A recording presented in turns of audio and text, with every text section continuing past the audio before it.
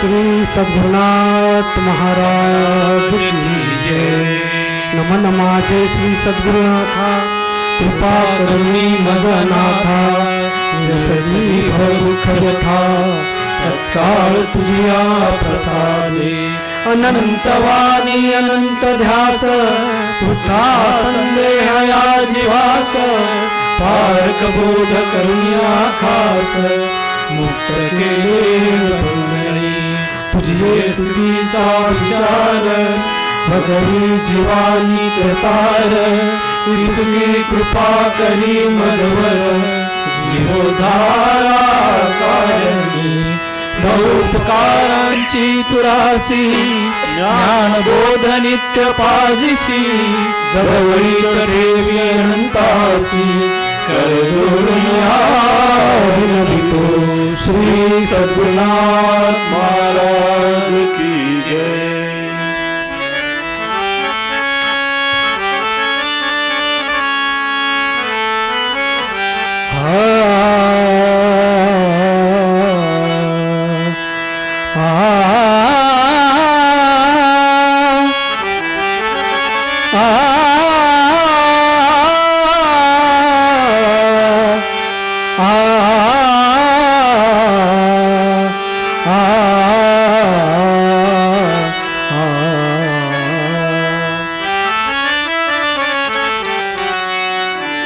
आवरावे मान सदा गुरु ध्यानी.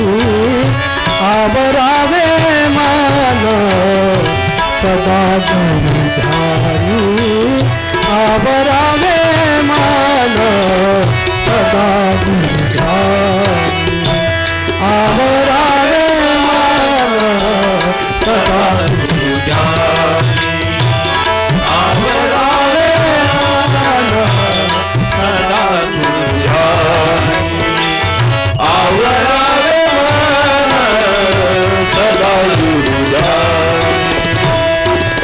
विषय चिंतनी गुंतून जे, विषय चिंतनी गुंतून जे.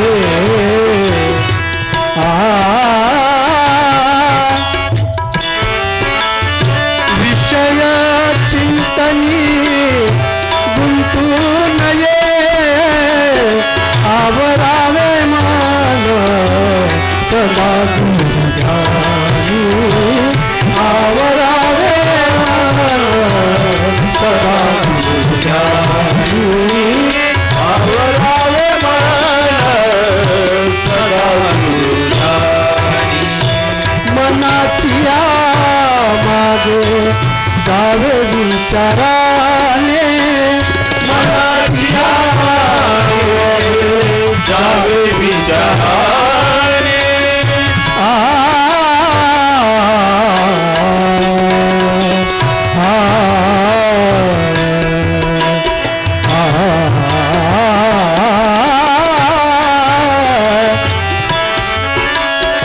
मनाची मागे जावे विचाराने.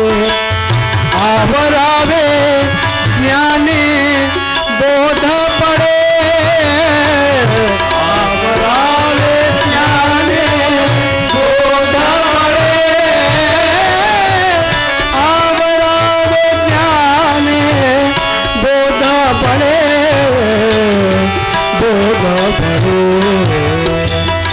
आवरावे मान सदा गुरु ध्यानी. आवरावे मान सदा गुरु ध्यानी. आवरावे मान सदा गुरु ध्यानी. कूर्म जैसा करी अंकुंचन शिरा, कूर्म जैसा करी अंकुंचन शिरा.